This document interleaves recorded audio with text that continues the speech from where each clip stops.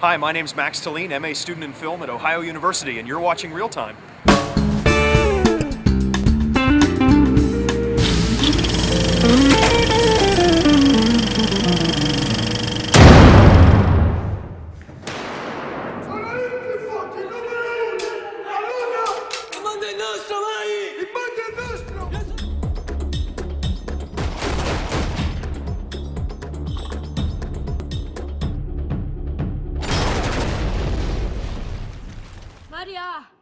Well, this week's film is Gomorrah. It's the new Italian-made mafia movie that weaves together 5 different stories of the mob simultaneously. Now, this symphonic approach to storytelling is something that's picked up a little more steam, has been a little more popular in recent filmmaking, not only domestically but also internationally.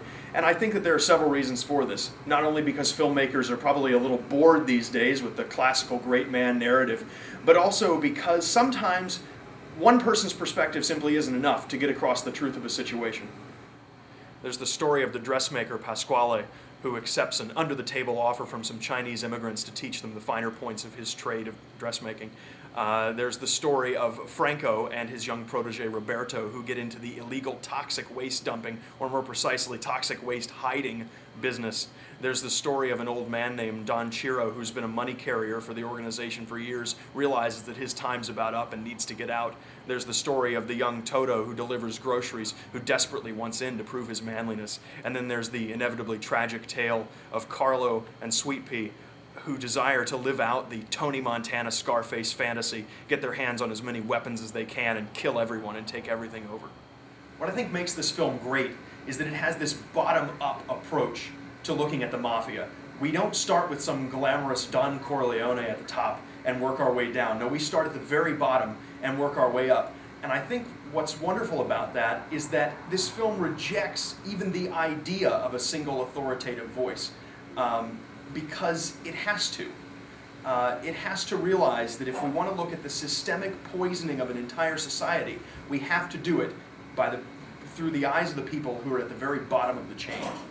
And I think that's one of Matteo Garrone, the director's greatest contributions in this film, is that even if the film is somewhat a fatalistic look at this Italian society, it's also a very suspenseful, almost a brutally, relentlessly suspenseful look at the lives of these people.